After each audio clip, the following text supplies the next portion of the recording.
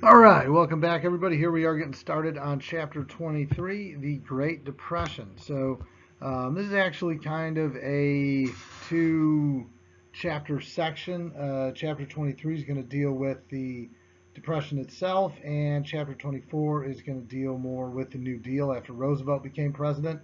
But that is, kind of what we're going to be covering here. A lot of the social effects and outcomes of the Depression um, are what we're going to get into, as well as some of the economics of it. Lots of important information. It's a relatively short chapter, so that's a good thing. So that means probably we'll be done with it at the current rate, probably by sometime at the end of March.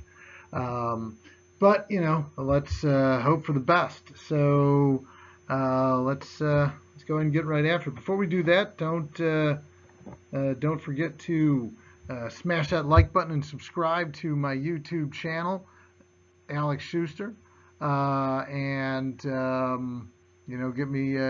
get those subscriptions up. And once we get to 1,000 subscribers, we'll have a giveaway for a special gift for that big 1,000. So let's get right to it. All right, so let's talk a little bit about how we got to the Depression. This is a long process, not quite as long as this line, which you can't see the whole thing, but it's right there in the book. Really bad. The Depression was really bad. Um, my my personal experience. Well, I wasn't alive yet, but my grandfather's family. My great grandfather, who had come from Germany, didn't speak great English. And because of a lot of prejudice at the time against Germans because of World War One, he lost his job. So my grandfather, who had to kind of give up on a track scholarship to Ohio State, um, instead of going to college, he went and to help the family, he got a job working in a box factory, making 19 cents or 17 cents a day or something like that. Those were the conditions that a lot of people had to deal with during the Depression, and those are the sad realities. So there's a lot of causes and there's a lot of factors that made the Depression happen. So let's go ahead and get into some of them. Number one is poor economic diversification. So if you remember from chapter 22, we talked about how much the economy expanded during the 1920s, particularly in the automotive industry, and um, how that industry itself was kind of so tied to everything else.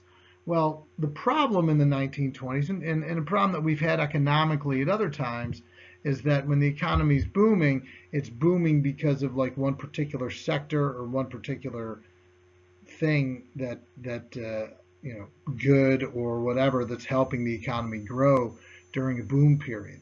And unfortunately, what happens is the economy, we put so much into that one thing, in this case, the automotive industry and construction, that when those industries start to kind of slip back, which inevitably they will, there's nothing to kind of pick up the slack for it. And the reality was, during the 1920s, people are buying cars, people are, we're building roads and we're building homes, and suburbs are starting to crop up in various places. But the problem is that by the end of the decade, 1928, 1929, everybody that wants a car pretty much has one. Or anybody that can afford a car pretty much has one. A lot of the roads that we've been striving to build have been built. Homes and suburbs and factories and skyscrapers and other buildings had been built. And suddenly, in late 1928, there's kind of a slowdown in the number of people that are buying cars, the number of new buildings and roads and things that are being constructed. So as those industries continue to slip through 1929, there's nothing to pick up the slack for that. So that's one big cause. We didn't diversify the economy enough to make up for this downturn. Another one which of course everybody thinks of when you're talking about the Depression. that's all about the stock market, but it's really not. The thing that was so bad about the Depression is it was kind of this perfect storm of every factor you can imagine going wrong in the economy. From the severe drought in the plains and farm producing areas to the economy reaching kind of a saturation point of everything that needed to be produced was being produced and more, and that's a problem. So with the stock market, you've got the issue of basically this expanding market during the 1920s that doesn't that the people involved with it really don't understand or know how to manage this growth, and that results to a lot of big problems. And one of the big problems is handing out credit too easily, or related to something that we call buying on margin. This has to do with trading stocks. And I'll explain this more here in a second. But credit, of course, is a bad thing. It's very speculative, and we know speculation is a dirty word when it comes to the economy. So, people are buying all kinds of things on credit. We don't have credit cards yet, but you're buying things on credit, meaning, you pay a small percentage of the cost of something.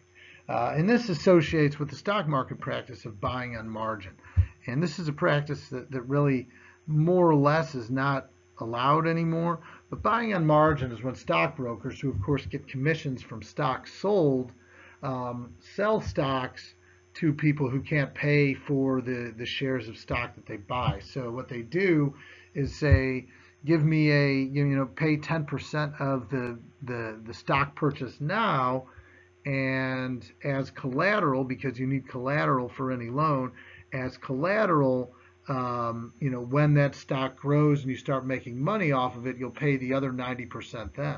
Well, the problem is what happens when that stock value doesn't increase is all of a sudden people can't pay off that amount. And I want you to picture again that bubble I talked about way earlier, earlier in the semester, how you got a pile of money, but underneath it you've got a bubble or a balloon, and you keep pumping air into that thing, and it makes that pile of money look a lot bigger than it really is. Eventually that balloon is going to burst, and you find out that you have a lot less. So you're kind of inflating the value of something artificially, something I like to call artificial value. So what we see happen in the late 1920s is that a lot of companies kind of have what we call an artificial value, meaning they're not really as valuable as they think they are because the money that they think they're making really isn't there. So these companies continue to expand, become bigger and more wide-ranging, and when it comes time to pay up, they don't have the money to pay up. So this is a big problem. And when that bubble does burst in 1929, a lot of people lose a lot of money. All right. Another big problem is the uneven distribution of wealth. We have a small class of wealthy people who control a lot of the wealth. We have a growing but not at a huge rate of middle class people, and then we have a lot of poor people. In the 1920s, still more than half of the people in America are living below subsistence, meaning they're not making enough to be able to provide for basic needs for themselves and their family. Okay. Nowadays, when we have an economic downturn, our middle class is larger, and the middle class is what kind of accounts for preventing an economic downturn from getting really bad, because the middle class people tend to be affected least by an economic downturn. The wealthy lose a lot of money. The poor lose what little they have. But the people in the middle class kind of keep the economy from getting too bad because they're still able to at least maintain some level of consumerism. But here, when all the wealthy people that made so much money in the stock market lose it, and not just the stock market, but when the markets begin to kind of decline, when they start to lose everything, all of a sudden, they lose their wealth. The working class and poor people that work for them, of course, lose their jobs, and there's nothing to take the place of that. And so the uneven distribution of wealth here is a big problem. Another strange problem that we have during the Depression is the international debt structure. So Europe, of course, was decimated by World War I. So what they do is they borrow a lot of money during and after World War I from the United States to help pay off their debts. The thought was in that $56 billion reparation bill that Germany had to pay and Austria was that these other European countries, France and England and others, would use that money to pay back money owed to the United States. Well, Germany and Austria don't have any money either, so they can't really pay off any of that $56 billion. So the money, again, that these European countries thought they were going to get, they're not getting. So in order to start paying off their debts owed to the United States, they start borrowing money from U.S. banks. In other words, these countries pay their debt owed to the United States by borrowing money from the United States, which essentially means that debt structure doesn't go anywhere. And that's, again, a pretty serious problem when you're trying to pay off a debt. When our economy tanks in 1929, European countries aren't really they don't have the money to get goods from us. We aren't really able to send goods to them because of the way the economy is struggling, and it's just really, really a bad scene. Now, it's not an overnight thing, right?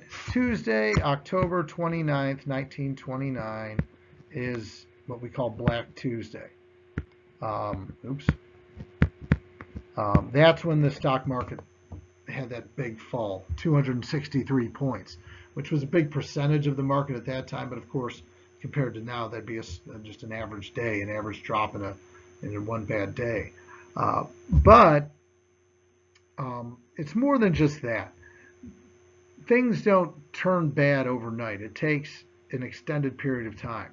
And the economy continues on this downward trend pretty much without halting up into early 1933, late 1932. That's when we hit kind of like the bottoming point of the Depression. And it leads to a massive banking crisis.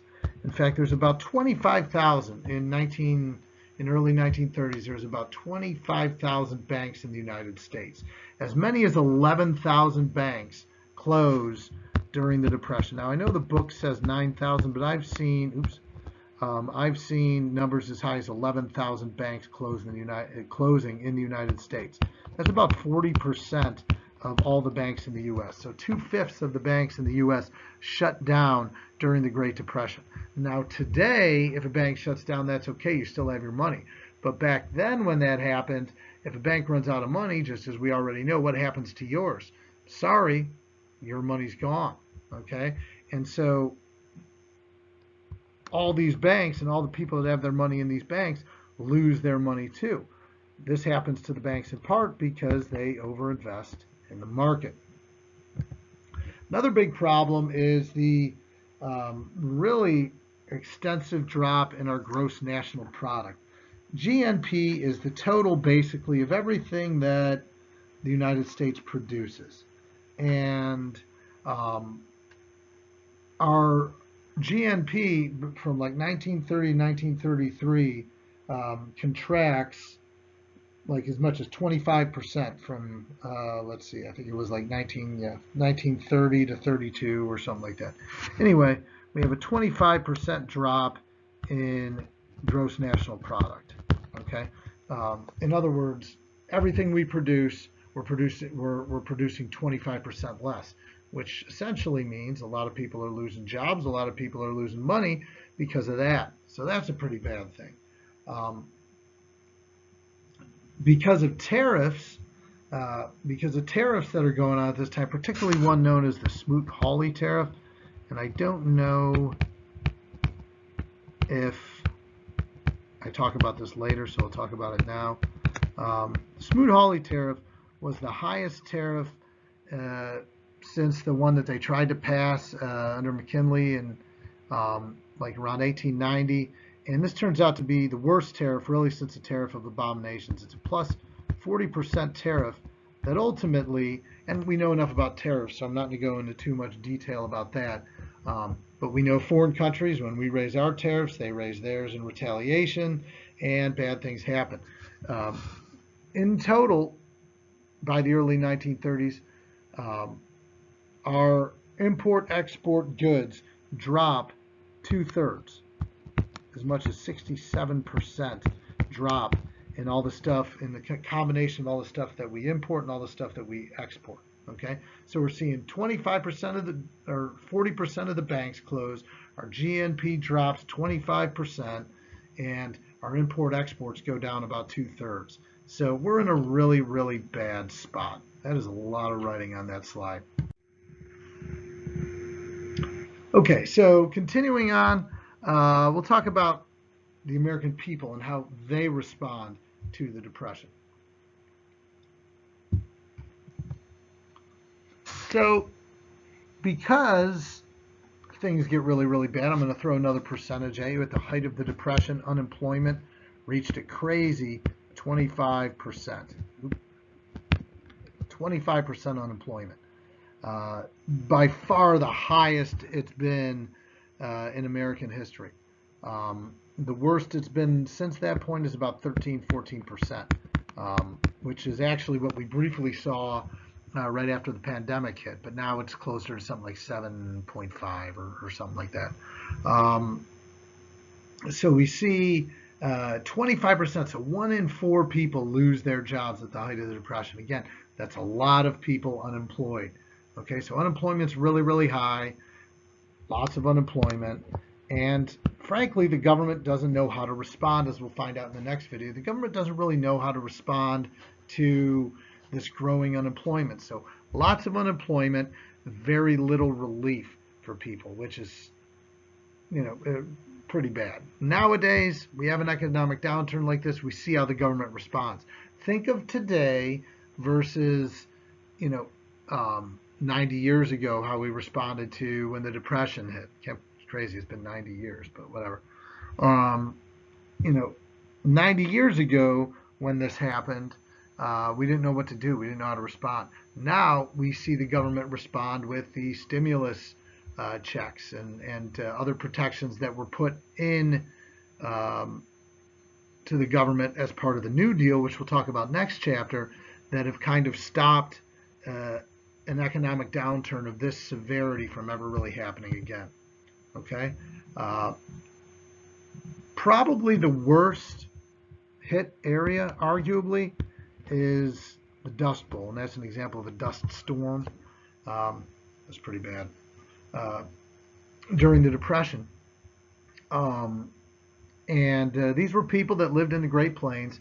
And again, another factor that makes this depression really bad is we get severe drought in the plains. Okay, we already know that farmers are overproducing crops, but now all of a sudden, because that ground is so overtilled and bad, they hit drought for a few summers, and it destroys them even more. So you basically have people wandering all over, all over the Midwest or the Great Plains areas there, looking for handouts, looking for work, looking for anything they can to help themselves get by or help their families survive. Now, as you can imagine, the Depression is particularly rough on minority groups, most notably African Americans. We see the sharecropping system that had been in place really since the end of, or since Reconstruction, kind of falls apart here as cotton prices go down and prices for all other crops produced in the South go down. So the blacks, they have few options. Many of them move north, but they find that there's few jobs up there as well. In fact, in some northern cities like New York, African American unemployment is as high as 50%. Okay, so twice as high as it is for most people, or the overall rate. So twice as high unemployment. A big part of that is the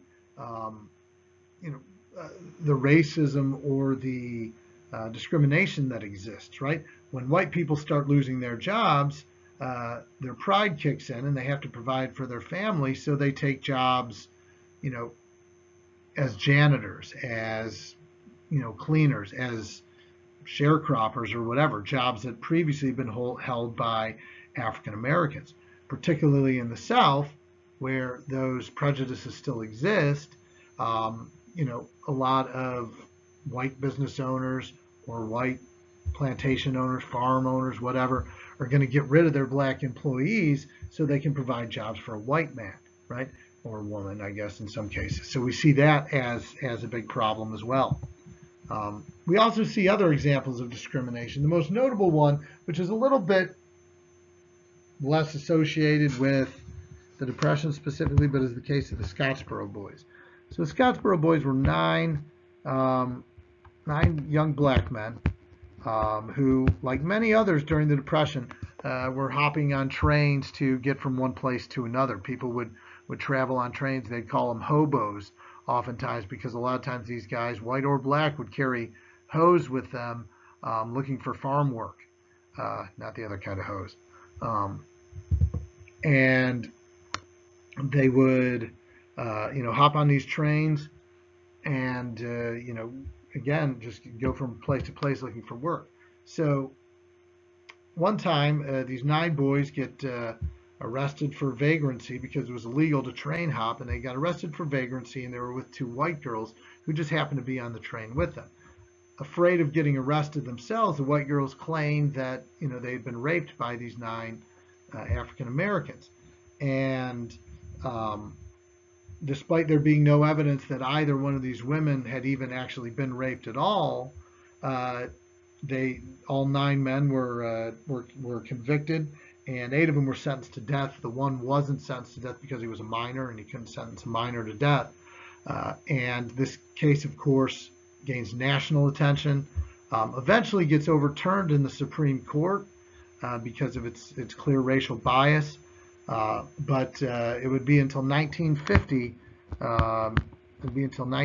Before all 9 of the Scottsboro Boys would get out of prison. 4 got out pretty early. One of them escaped from prison, but I think he went back because it's illegal to escape from prison, so I don't know how that turned out for him. But it would take till 1950 before they got it all got out. So just a classic example of kind of racially motivated miscarriage of justice that still exists in the American South during the 1930s. The other thing, and the last big topic we'll talk about here, are women and families during the Depression and how they are impacted. One thing that we see out of necessity more than empowerment or anything is a big growth in female employment, at least relatively, maybe like a 20% increase in female employment during the Depression, because women needed jobs. One unique thing that we kind of see for the first time are married women and mothers getting jobs in great numbers. Not necessarily because they all wanted to work and break through that cult of domesticity, but in a lot of cases, their husbands had lost their jobs, and in more extreme cases, the shame. Americans, particularly American men, are a very proud people still today, and they feel a need and a responsibility to provide for their families. So when they can't do that, when they can't provide for their family, they feel as if they've failed. So what we see a lot of men do is go out looking for work. There's stories about how men in their business suits would be traveling on freight trains as hobos, going place to place looking for work. And sadly, in a lot of these circumstances, these men never return home to their families. They may send some money every once in a while, but they have just as much trouble finding jobs as anybody else. So women, now mothers in these situations, have to find jobs, whether it's picking fruit, whether it's working as a sales clerk, whether it's doing some of the traditional women's work that aren't being taken by men. We see a lot of men take jobs that had belonged to women, particularly in like teaching and social work and things like that. But in any event, because of those circumstances, women are forced to, jump into employment. And as you can probably anticipate too, the era of the Great Depression in the 1930s represents a big decline in marriage and birth rates. Declining marriage rates because people can't really afford a marriage, a wedding, and declining birth rates for the same reason. Children are expensive and people can't afford that. This group of people, those born between about 1930 and 1945, today are known as the silent generation.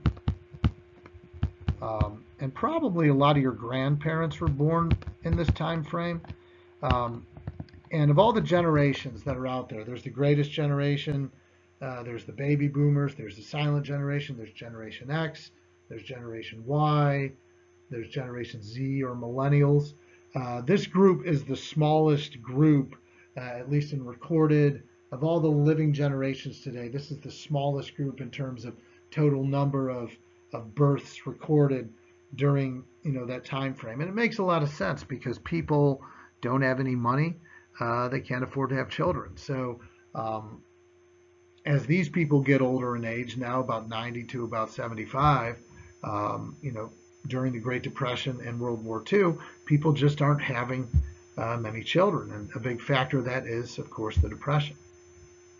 So that looks unpleasant and, just one of many dust storms. Dust storms made it as far as, clouds of dust from the Depression made it as far as New York City during this era, and were thick enough to blot out the sun in places. There were stories about how cows would be out in the pasture, and then the dust storm would come in, and people would cut open the horses that suffocated from the dust, because cows and horses aren't very smart, and you would cut open the lungs, and it would just be dust that would pour out, sand that would pour out of them. So difficult times all around. So that's going to be it today. Thanks for listening. Again, don't forget to smash that like button and subscribe to my channel. And we'll see you next time. Later on.